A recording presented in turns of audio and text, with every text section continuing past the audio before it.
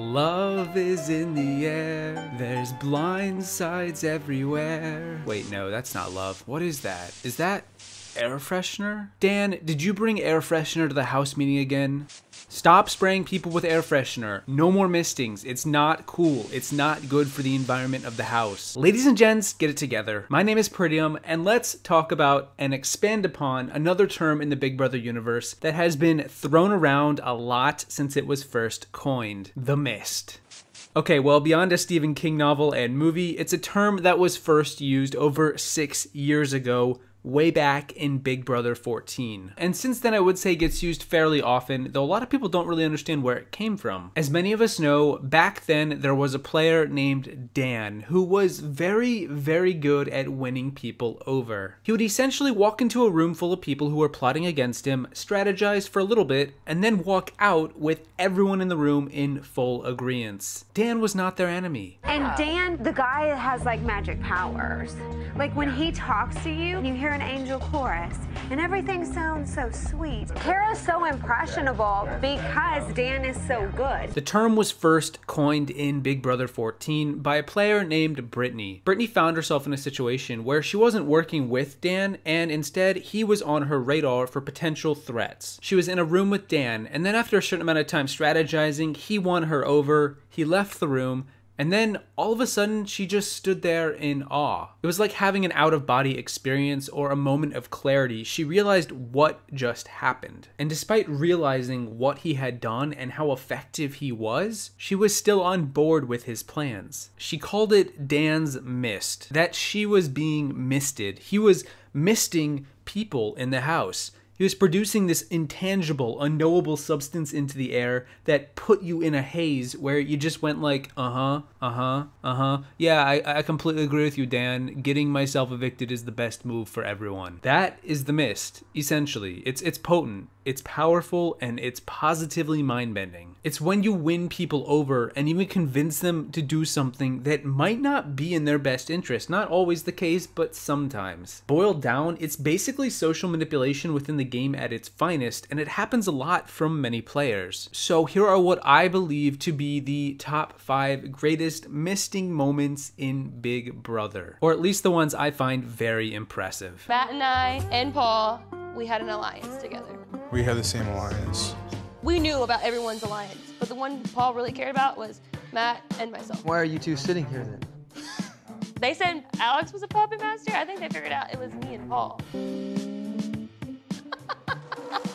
Maybe not Paul, but I was pulling some strings because I knew what was going on. Number 5. Many of the best Big Brother players are able to set themselves up weeks ahead of time, foreseeing potential scenarios before they could happen. Likewise, they're also able to craft a narrative around a false story so their opposition is thrown off their scent when it comes time to sick the hounds. Number 5 is when Maggie Osborne in Big Brother 6 manages to convince Howie that nominating James and Sarah, 2 people in his alliance, is the best idea for the entire house. Somehow, in a season completely divided down the middle, James, being a shady mofo, managed to bridge the gap for a week, all in the name of screwing over the Sovereign Six. Truth be told, Howie and Rachel made a deal with Maggie the prior week that in the event they won HOH, she would be safe. When Howie did win HOH that next week, he was basically following through on his deal not to nominate her. But her ability to sit down with him one-on-one and convince him that James was the biggest threat and stood the best chance to win the game, and they were only at the final 10, this tells me it was a master stroke, because Howie could have very easily just put up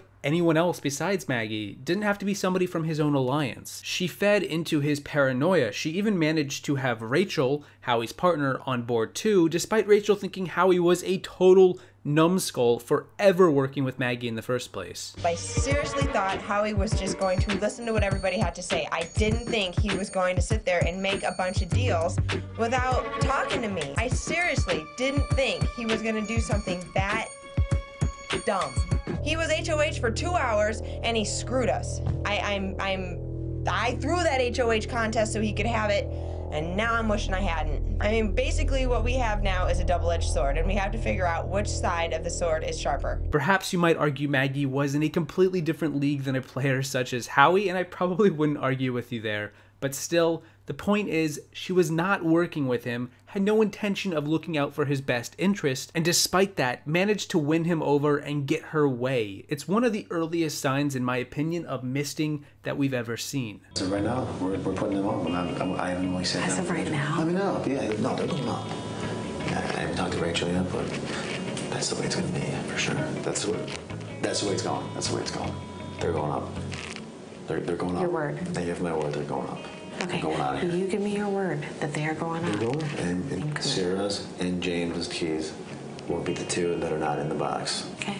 Number 4. But if you ask me what I think is the most critical, most killer, and potentially the earliest site of misting ever, it was way back in Big Brother 3 when Danielle Reyes somehow convinced Marcellus not to use the power of veto to take himself off the block at the final 5, despite the fact that he was on the block and was the target for the people in power. Marcellus was friends with everyone in the house at this point, but he did have points of contention with Jason, who was the current HOH. Jason nominated Marcellus and Marcellus's buddy Amy for eviction. When Marcellus won the POV, it should have been a done deal. He takes himself off the block and at least has a say in who gets evicted. He did even say this episode he was playing to win the game. He wanted to win the game, and he was aware of the fact that Danielle and Jason were quote-unquote in bed together or working together. Jason overplayed his hand a little bit with me, Amy, and Lisa.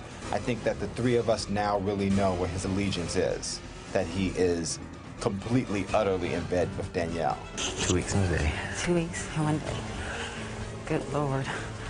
And that's something that I have to think about as I go into the final 4. So what happened? The mist. Danielle wanted Marcellus out more than anyone else. He was the biggest threat to win the game at that point and was basically in the final 4 with his veto win. So she kind of pulled a Cirie Fields way before Cirie ever happened by tricking Marcellus into thinking the two of them had a powerful secret alliance that would carry themselves both to the final 2. She told him she thought she could beat him at the end and wanted to cut Jason at the final 3. Marcellus kind of knew he was between a rock and a hard place. If he used the veto, then Lisa would go up next to Amy, and Amy likely goes home. If he doesn't use the veto, however, then Amy still goes home anyway, given both Lisa and Danielle were claiming to evict her. To him, he didn't want to put Lisa, a friend of his, in a tough spot. He didn't want to put Jason in a tough spot. Really, he was a little too selfless for his own good, despite also thinking it was a sound move up until, well, it wasn't. And then he was evicted by Danielle and Jason. Danielle was able to pull a rabbit out of a hat with this level of mind control at the last second, and given it was only Big Brother 3 at this point, and it was the first golden veto to ever exist, moments like this are why Danielle is held in such high regard and is widely regarded as one of the best. I'm really gonna work so hard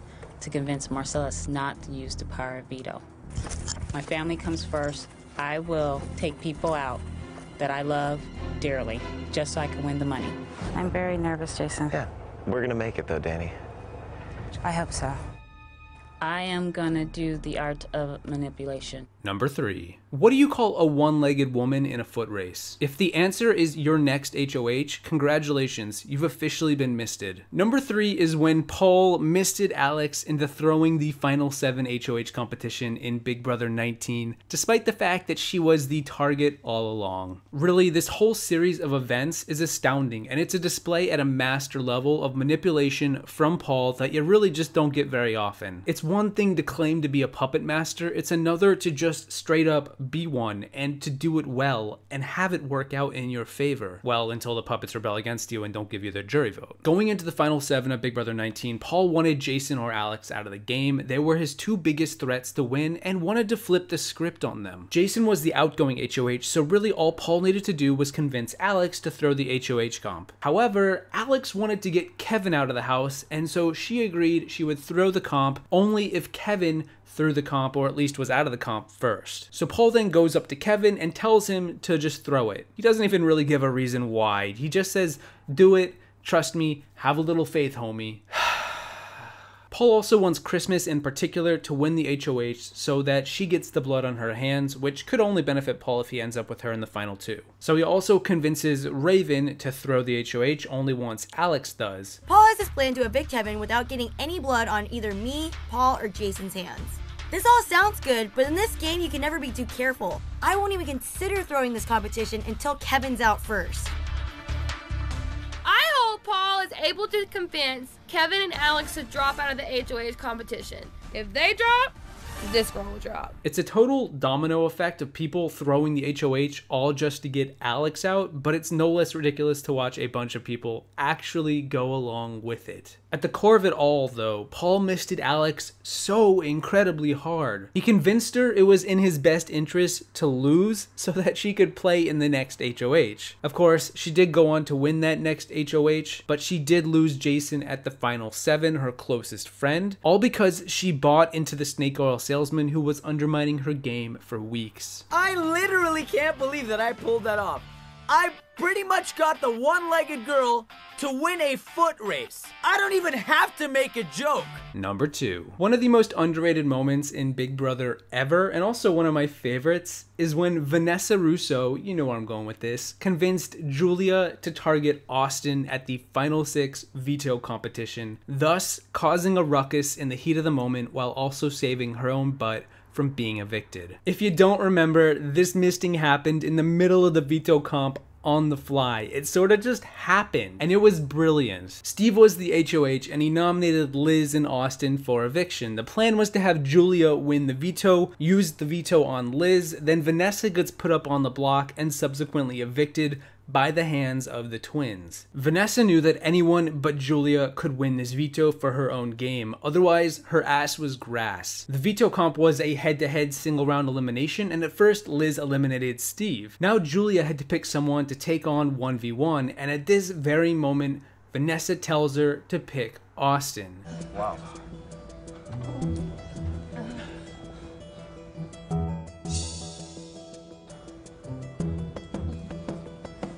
Vanessa's whispering to Julia, hey, pick Austin. And I'm just thinking, oh my God, Vanessa, if you pull this off, you're a genius. You're having them eat their own. This is amazing. Why Austin? No, it's okay. No particular reason. It just makes the most sense. Trust me, this is the best thing for your game. It's the best thing for your game. I can't explain why right now. We don't have the time. It clearly isn't. But then this is Vanessa talking, the expert game theorist. She knows what she's talking about. Don't distrust her. I can't believe this happened. Austin can't believe it happened. Liz can't believe it happened. Julia picked Austin. Austin got super paranoid that he was being duped. How in the world does Julia screw this up? How? Austin, or Judas, goes on a rampage, wins the veto to protect himself, and then uses it to have Julia put up on the block and evicted instead. Vanessa, of course, spun her reasoning to the twins as it was best for their game. Austin wasn't looking out for their own interest, but I don't know about that. It was just so dumb for Julia to do what she did, but hey, the mist is powerful and all-consuming. What are you saying to them? Oh, I didn't say anything. I just sat there, did it talking. What am I supposed to lay down? I was defending you. I actually did defend you, even though I think you're a piece of right now. What? Why do you know me? You want to know why? Yeah. You're gonna have a seat. Okay. I don't want to yell. Yeah. Okay. What did I Quite do? frankly, your intention was to throw it to Julie when you were down to 3. Do you know what you're telling me? What? I want you to do the math. Throw it to Julie. What happens? Number 1. Like this was ever a surprise. Come on. You don't invent the mist and then not get the best mist in the house. The number 1 best moment of mist in all of Big Brother was, in fact, Dan's entire game in Big Brother 14. But that's way too broad. Where do you even start with that? Let's really talk about one of the most famous moments in the entire show, Dan's funeral. I had the pleasure of watching this moment unfold live from start to finish, from the instant he was sequestered in the have-not room, a loony DJ party of 1, for 24 straight hours, just watching him sit there, spin the record back and forth, walking in circles, muttering utterances to himself. What was going on in that evil genius's mind? Turns out he was building up to his magnum opus. Although some people may look at 24 hours of solitary confinement as a punishment, to me it's a blessing in disguise. So when I'm in solitary confinement, the only thing I'm going to be doing is thinking how to get myself out of this mess and who I can stab along the way. How am I going to spin my way out of this one? Got 24 hours to think about it. Everyone probably knows this event pretty well, but if you don't, he basically pulled the entire house together, sat them down, talked them up one by one, and then at the end, tore hard into Danielle. He was faking it, but nobody knew that, including Danielle. While I was trapped in solitary confinement, I came up with a master plan to try and save myself. Step 1, invite all the house guests to Dan's funeral. In this game, you'll never earn my trust back. You know what you did.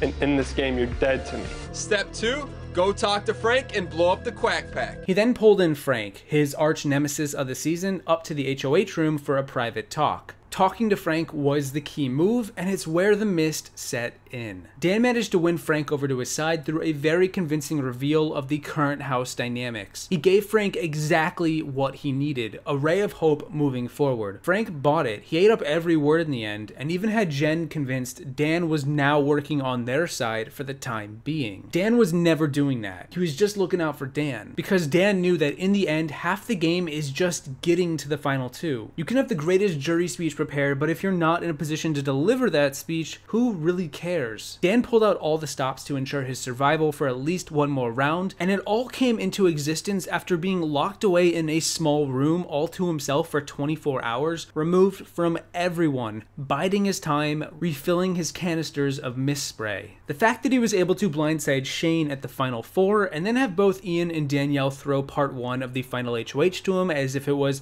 surely in their best interest, just proves how potent a good misting can be. If you've noticed from the players on this list, particularly the games on this list, it appears the mist is only really applicable while inside the house. It seems to wear off once a player is in jury for whatever reason. I guess it just doesn't have a very good aftertaste. Despite what he did to us personally, this game doesn't have any rules. There is no manual on how you have to play the game of Big Brother. If Dan and Judas were in the final two, Dan might have my vote. Okay. So proud of that one. Might. That's a maybe. Either way, these are what I believe to be our 5 of the greatest mistings in all of Big Brother. So with that all said, answer me this. Is the mist strong with you? Do you think if we sat down in a room together, you could win me over to your side? Or are you the kind of player who draws nothing but downvotes every comment? No matter your karma, my name is Peridiam saying thank you for watching. I hope you enjoyed this little video. Don't forget to play your POV on the way out, and I'll see you in the next one once I totally walk into the Big Brother house wearing nothing but a massive mist-proof bubble. So, I see you brought some friends. So did I. Looks like the Revengers are all out of tricks. Actually.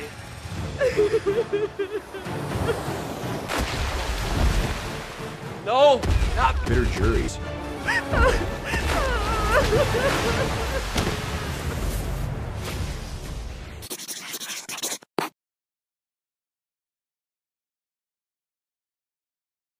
It's like Angel Chorus starts in, and we just start swaying to his words, and we're like, yeah, Dan, yeah. He is dangerous. He is so dangerous. Oh, Lord.